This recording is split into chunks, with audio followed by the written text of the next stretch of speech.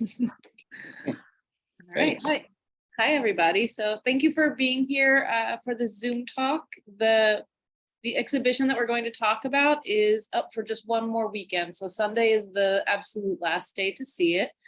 It is Chantal's solo exhibition, Walking and Falling at the Same Time. The paintings there are monumental ones, there are really small, intimate ones, and they are just really exciting. So Chantal Wnuk is here to talk about her work and do a reading at the beginning when I hand it over to her. She is from Houston, just finished her MFA at Ohio State and is currently at Skowhegan. So, all right, platform's all yours, Chantal. Thanks, y'all. As Lauren said, I'm speaking from Skowhegan in the dorm that is reserved for quarantine, but a place where you can get some privacy. I'm opening with this picture because I just want to emphasize how much I truly love paint as a material and how that love is translated through variations in mark making, thickness, technique that are always sort of lost digitally. So I am going to show some details of textures and things, but I want to take this as sort of an extra nudge to go see the work in person this week at OyG, either Friday, Saturday, or Sunday. From early artworks in high school and undergrad, I've been thinking about the vulnerability of my body in the world, from bad eyesight, heartbreak, or sunburn. This feeling of exposure or defenselessness and the absurdity of having a body in the first place really gained a new urgency and focus when I was diagnosed with stage 4 breast cancer in the summer of 2020. So the work in this talk will pair sections of an essay I wrote, also titled Walking and Falling at the Same Time, with oil paintings and monotype prints made over the last 18 months. That work to better understand and visually translate the effects of my treatment, diagnosis, and prognosis. So here we go. There is, let us confess it, an illness is the great confessional, a childish outspokenness in illness. Things are said, truths blurted out, which the cautious respectability of health conceals. A quote from Virginia Woolf on being ill. One day, I woke up without my health, but how much of this story should a painting hold? There is a stage of cancer diagnosis where the illness is suddenly yours. You unwillingly become possessed or possessive. It isn't the flu or a headache, but my cancer, my tumors, my treatment, and my prognosis. They are unique to you based on subtype and age and severity, but they are also from you. A part of your own body got confused and betrayed you, then spread those little confused cells through your bloodstream and lymph channels. Sure, the body is more porous than closed, and living too close to the freeway or drinking too much beer, or taking birth control pills, or a million other everyday things could have confused them in the first place. Still, I am mad at them, and they are part of me, so I'm mad at myself. A few body burdens. I know the way a body feels and how it appears are not the same, but in paint, constant sensations of pressure and restraint can be visible. I can look back at a painting, and there I can see limitations paired with power. I can show the places hurting and healing touch. I can lay on thick globs and rub in smooth, transparent layers. Through subtle shifts in gesture, I can portray positions of gravity, melancholy, nausea, stability, precarity, hope, absurdity, and more. I can look for catharsis as I try to understand. It's trudging between sighs. I feel like myself, but also miss myself. I feel powerful, but also very weak. I feel big and small at the same time, and I still hope that one day my eyelashes will grow back. Sometimes saying I'm sick is like armor, and sometimes it rips me open. The woman in the large paintings bend and crunch to fit. They don't shrink. The gravity of the body and the restraints of the frame impose on them as internal and external forces. The more pressure, the more the body bends on itself. The more the body bends, the larger it can be on the canvas.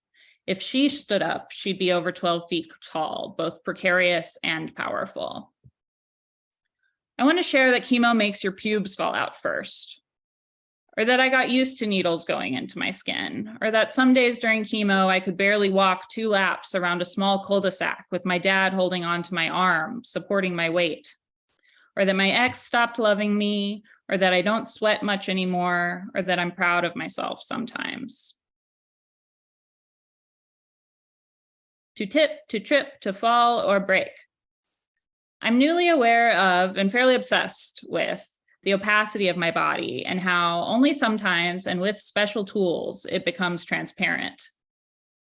Is the density of my body dangerous? If illness is the night side of life, must I be in the dark? If my body were a window, I could have seen the lump of uncontrolled cells grow from the size of a seed to a marble to a strawberry. Maybe I'd have noticed the tiny spots eating into my bones. If light could have shined through my breast, I would have been more aware of the shadowy spots, aware of the unholy granite substance in my chest. Now I can hold my phone's flashlight against the expander that replaced my breast. In a dark room, the saline-filled implant glows through my overly tight and translucent skin like a red lantern, a party trick reserved for lovers and close friends. A bit more about light. On MRI scans, magnetic resonance imaging, cancer lights up white from bumping against strong magnetic fields and radio waves. Kind technicians plug your ears to slightly muffle the rhythmic banging and screeching of the machine. For a breast MRI, you lay on your stomach with your hands over your head and your nipples dangling towards the floor, like Superman, the tech said. During my first MRI, my hands and arms immediately fell asleep in a way that was both numb and painful. I recited country music lyrics in my head as a failed distraction from the panic, discomfort, and loud hammering. I learned how to swim and I learned who I was, a lot about living and a little about love.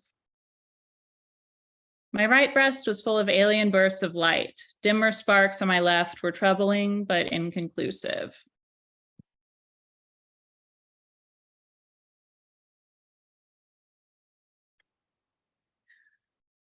I've never been someone who suffers well.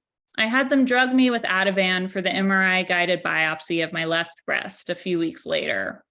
A team of 8 doctors and nurses introduced themselves. One doctor asked if I wanted a little packet of lavender below my nose to help me relax. Another nurse seemed to be there exclusively to hold and stroke my upstretched hands as they clamped me to a piece of gridded plexiglass and sent me into the scanner again and again. They used a loud hollow drill to take samples. They planted seeds or clips which show where they took the biopsy, and I felt the empty space where they'd been. The tool to insert them looked and sounded like the staple gun I used to stretch canvases, if you need a visual. I saw a nurse's gloves covered in blood, but I almost fell asleep. The same nurse helped me into a wheelchair when the procedure was finished. She asked if I wanted to see the samples and pointed to a small jar on the counter. The little cores of tissue were floating in water and looked like pink worms with fatty white tips. Later, I started bleeding through the wraps and bandages covering my chest. The tiniest nurse fluttered around me, adding pressure and gauze. In my altered state, I started to laugh. Next to this woman, I was a useless, bleeding giant. She had no breast, but she was so tall. Imagine I am still by the ocean. I wonder how much of my body is made of water, 60%, and how much is made of mutated and duplicating cells, unknown. In a time of transition, my friend Angela wrote that she was a starfish regrowing her arm. I've also been cut apart and rebuilt, but will never be quite like before, happy and stuck to a rock by the waves. What does it mean to lose part of your body? Are you still whole and wholly yourself? Over and over, I undress from the waist up. I stare at a photo of an idyllic landscape. I wonder who designed the ugly pattern on the medical curtain. I wait for a late doctor. Here, I am often alone and thinking about my perfect ocean, using locations no longer available to me to process emotions that are, or I'm thinking about all the exact places my real body touches my fake body. Maybe I'm somehow becoming more myself with this growing identity of illness. Still, and regardless, I envision my missing parts somewhere preserved rather than incinerated. I've looked closely at the various scans of my bones and abdomen and brain, usually one lunch meat-like slice at a time. They're in a body language I'm not supposed to understand, one of gray transparency and unknown blobs where I can't tell the healthy from the malignant. There are scans of the breast tissue removed during my mastectomy, a now missing part that doctors checked carefully for clear margins. I imagine them poking at the flesh like a beach jellyfish, wondering if it was still alive, still stinging, or dangerous. I didn't see the strange picture until a year after the surgery and didn't understand that it was part of me, removed. You can see a perfect eye-shaped cut of skin around my nipple, attached to a bumpy and irregular lump. You can see the thickness of the skin itself, like a smooth piece of collage glued to the top of the textured breast pile. You can see the frayed edges of tissue and the little bright white seeds. These pictures feel like the glistening oysters, grapes, and steaks from 14th century Dutch still life painting, the moment of peak freshness frozen in time before inevitable decay and death. Walking and falling at the same time. I'm often trudging or slumping with nausea, fatigue, or fogginess. With each step, I fall forward slightly and then catch myself from falling. Over and over, I'm falling and then catching myself from falling. Am I tripping, running, or moving with grace? Am I panicked or composed? Am I strong or barely able to move my legs? Yes. I used to be strong in a different way, walking an easy 10 miles and unloading trucks full of boxes. Now I always take the elevator to preserve precious energy. Sometimes my boyfriend carries my backpack up the stairs to our apartment. Living like this is an in-between space, the wet and squishy area between solid ground and salt water. Waves of dread can be small or tidal, but I'm adapting to a manipulated body and mind. Or trying to. Have I told you I've simply lost a large chunk of my vocabulary from chemo? Have I told you my nose hairs never grew back correctly and there's constant liquid spilling out of my face? Have I told you I've been having pain in the now hollow spot of my pelvis, 1.3 by 1.3 centimeters, where previous chemicals and radiation killed the worst parts of me?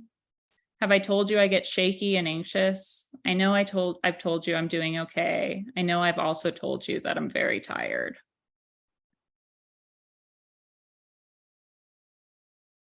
Through painting, I share obvious and minor images or sensations of personal significance. A drop of bright red blood, thick and gleaming, sitting on the surface of a canvas. The bumps of my port with the tube that goes straight to my heart.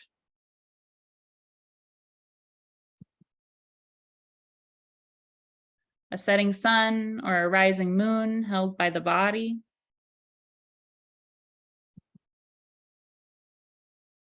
A reflective shimmer on a wet eye next to a heavy eyelid. A vanishing point, horizon line, and a forced point of view. My various scars, pink and bright and tight.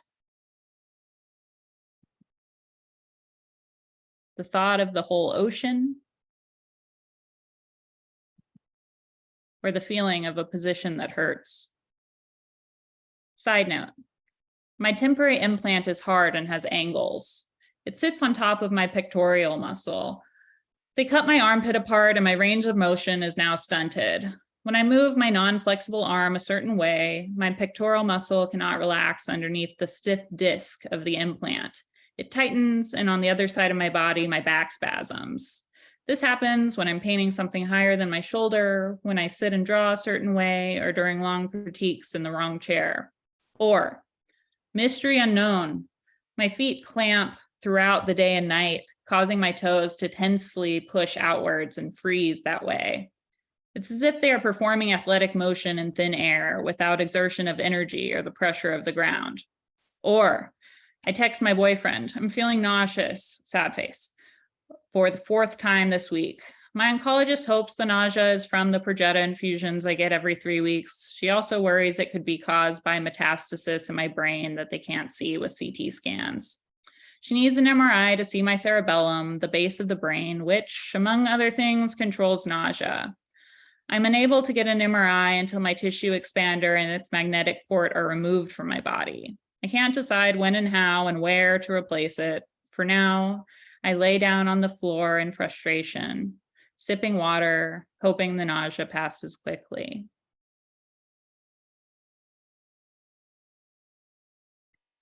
Prognosis is something consistently coating and pulling at me, like unwelcome gritty sand or clear water covering my nose and mouth. Cancer statistics are a backdrop that make the shape of my life unclear. Sure, from the moment of birth, all people are in the process of dying, but the inevitable wear down of my body has been sped up. I no longer understand my probable future. Still, I am productive and talking and teaching and painting and in love and being tired and sick. To conclude with a bit of hope, also from Virginia Woolf on being ill. Directly the bed is called for, or sunk deep among pillows, in one chair, we raise our feet even an inch above the ground on another. We cease to be soldiers in the army of the upright, and we become deserters. They march to battle, we float the sticks on the stream, helter-skelter with the dead leaves on the lawn, irresponsible and disinterested and able, perhaps for the first time for years, to look around, to look up, to look, for example, at the sky. Thank you. Thank you so much for sharing that, Chantal. That was, I mean, it's so clear that, and maybe this is something you can speak to like the entire time. Something I think a lot about is material narrative. I think I started thinking about it at OSU, actually, this idea of material narrative and subject narrative. And what you described just fluidly, it's your painting, the material narrative of your painting, the way you touch paint and work with this material, it's like symbolic of what is happening to you. It's like a material metaphor for what's happening to you, what you're experiencing, what you're navigating, what you're questioning. It's just like it felt so seamless and so, I don't know, just honest, and felt there's a reason why I keep saying that your paintings in our space, it charges our space. And I think that the way you explained everything today just underscored that even more. Just like what you paint is so direct to what you're saying, without needing to like just getting to the point. And yeah, so I don't want to blab too much, but if you can speak to that, if that, I don't know if that resonates at all, or Yeah, absolutely. The way that the paint is applied is quite experimental and absolutely is in direct correlation with like the sensation that I'm thinking about. So chunks of dried paint often get mixed in with fresh paint to create textured surfaces that are sometimes up to like a quarter of or a half of an inch. Some never drying surfaces maybe, but thinking about the textures that are inherent to all bodies, like our pores, moles, hairs, etc., and using paint texture to emulate that, but also really thinking about the density of the body when it comes to not knowing about the health, or if there's a new tumor growing inside of you or what have you.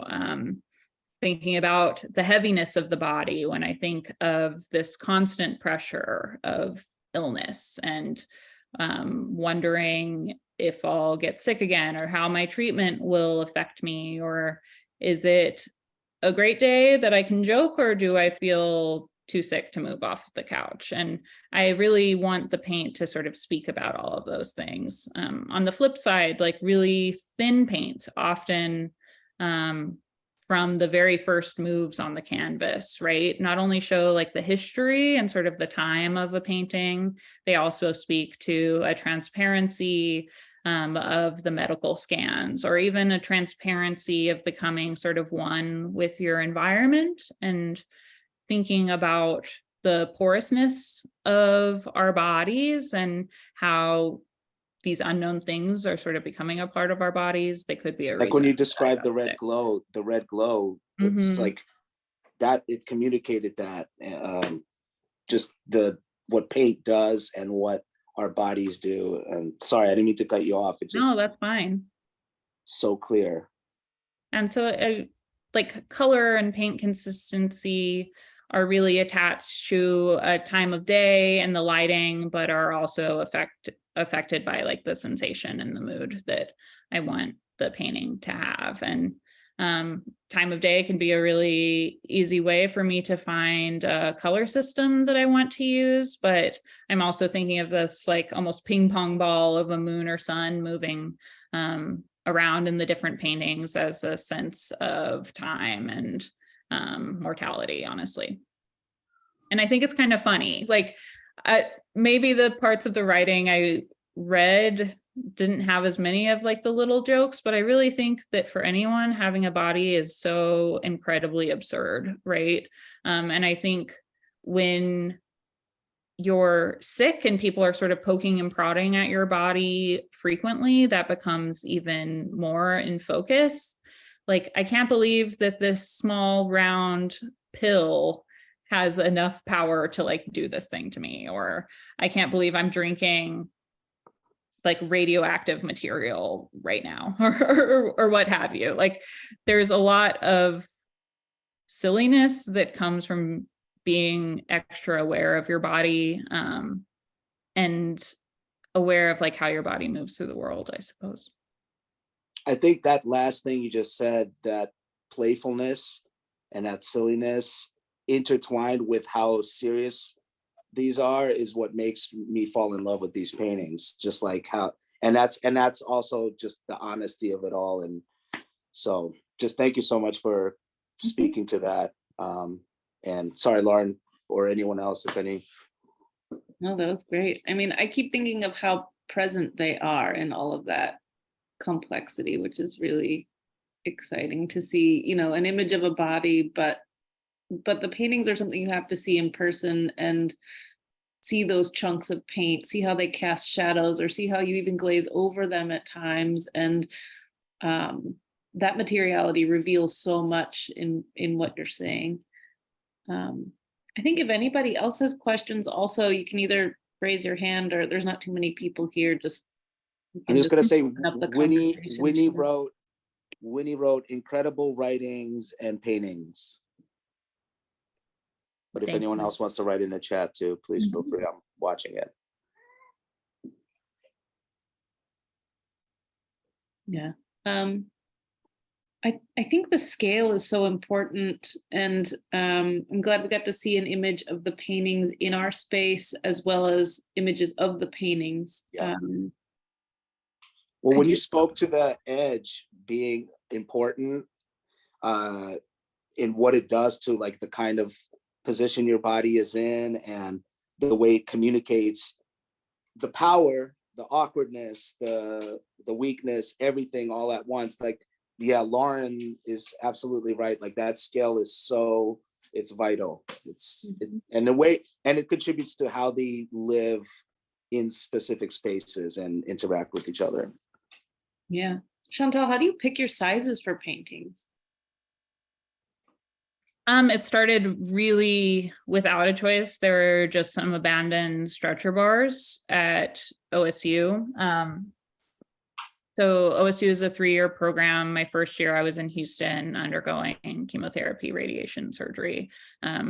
So when I got there, I was just like so excited to actually be in the studio. And as any of y'all in academia know, at the end of each year, there's like a huge onslaught of abandoned materials, and a 60 by 72 inch stretcher bar was there. And I was like, when I have this studio, I want to learn how to work large, because I think like a 4x5 was the biggest I had made previously.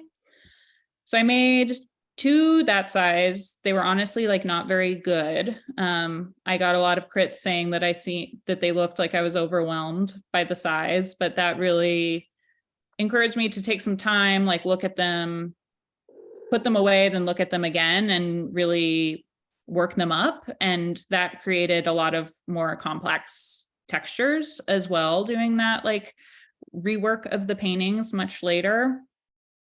So starting with the 60 by 72 for no good reason, the 66 by 70 is the same, just one that I found.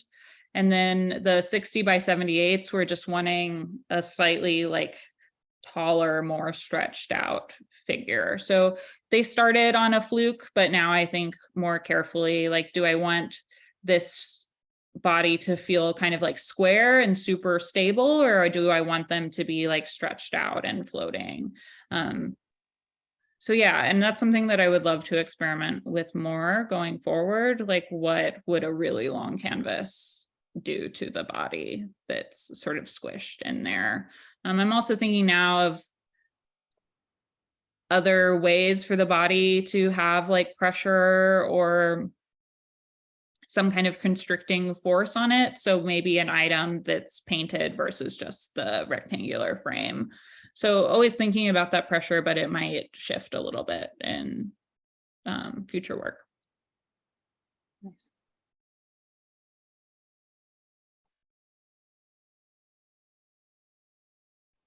I had a comment really quickly. I just wanted to say, well, Chantal, you know, I'm a huge fan, and particularly it's nice to see this work, listening to your writing. And I've just always noticed your statements and all of your writing as being so kind of direct and blunt. Carl agrees down here. And I think it really cuts through jargon. Like, you don't rely on that and you don't use that. You're getting to something very like elemental and very true and very kind of personal and beautiful. And I think that comes through with the paintings, but also just so much with the writing. So thank you. Yeah, thank you, Marcia. And I don't know, the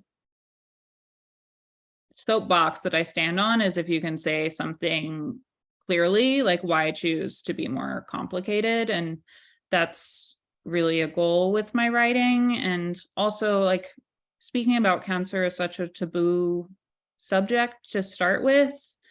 And one goal of my work is to subvert these like simplified stereotypes of the cancer patient, right? Immediately on my diagnosis 3 years ago, I said, I'm not making a bald painting. I'm not doing it. There are all these other signifiers of sickness that I can mine from without that like most simple cliche. And the writing, I really want to be like a partner to the paintings versus a explanation of the paintings. So I want them to enrich each other clearly without saying like, this is what this painting is about and this is what this painting is about. And I hope the pairing with the writing and the slides sort of shows some of those little details where I'm thinking about really specific ideas or sensations. And those are in the paintings, even if it's not explained. So like one-to-one. Mm-hmm. It looks like Winnie shared an Art Forum article, but it also followed up with, reminds me of Alina Shapashnikov and Soutine. I hear Soutine kind of a lot. I don't know the first artist there, but I respond to Soutine just wanting like almost every part of the body feeling like it has energy or like tendons that are constricting or relaxed there. And When I started making these big paintings, honestly, one of my biggest breakthroughs with them is that I started using really crappy, like 50-cent chip brushes, because they hold all of the chunks of paint. And I think that that really helped like get that kind of wild, energetic, textured stroke, a la some Soutine paintings.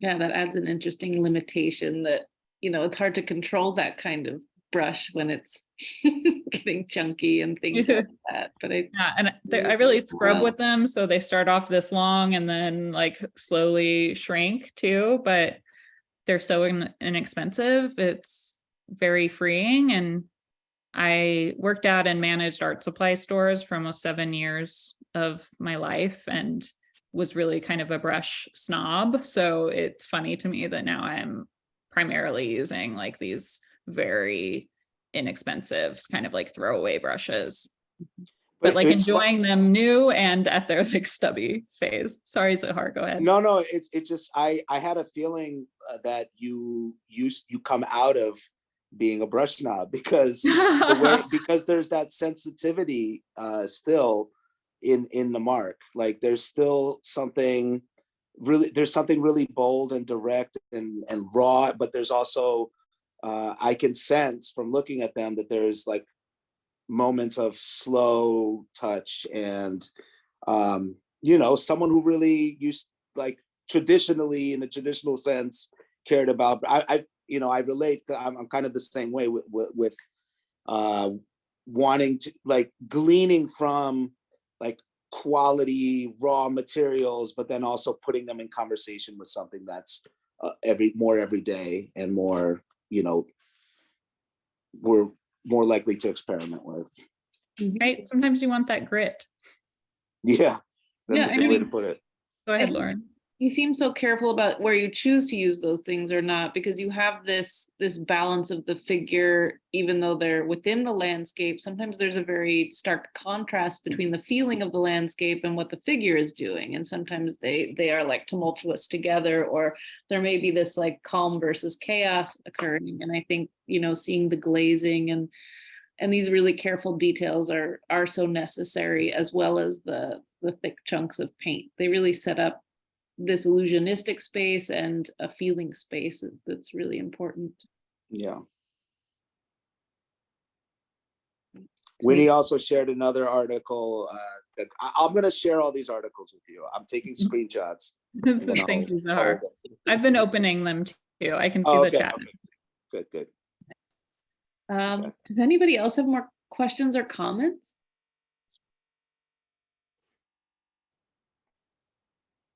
What chat? I just wanted to echo Marcia.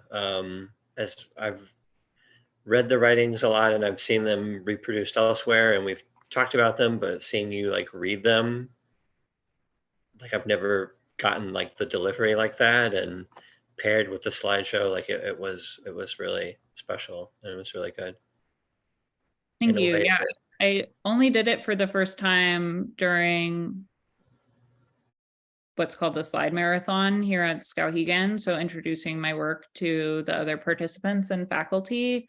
So it's a really new way of delivering the work via artist talk for me. So I'm glad that it made sense and that the response was strong to it. Thanks, Taylor. It did, yeah.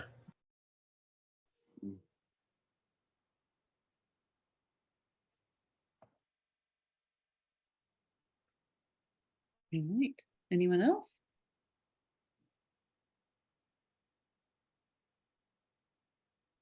All right. Do we have any? Looking at the chat. Summarizing thoughts? Zahar, do you have any? I mean, what was I just thinking of? I was thinking of, because the word making sense came up. I'm thinking about making sense, and I'm also thinking about like the sensory and what painting offers, where we can. I think a lot about empathy in painting, and I think something you offer is that unknown that one can pick up with the senses, but then also you spend time with it and things become then the thought comes in. And again, just another example of the artist negotiating these things, and also, you know, just seeing it work out in the paint. Some things are the sense makers and some things are sensory. It looks like Winnie, her mic is not working, but she wants to say something. You want to just type it out, Winnie? I can't fix no mics. Winnie asks if I present my writing with the paintings. I haven't previously. Really, I made a small booklet to go with my thesis exhibition that included 40 monotypes and then part of this essay at the end. So thinking of it as sort of an accompaniment, but it's not like they would be a wall text next to the work. Yeah, But absolutely, they're not descriptive. Your presentation felt like something that is,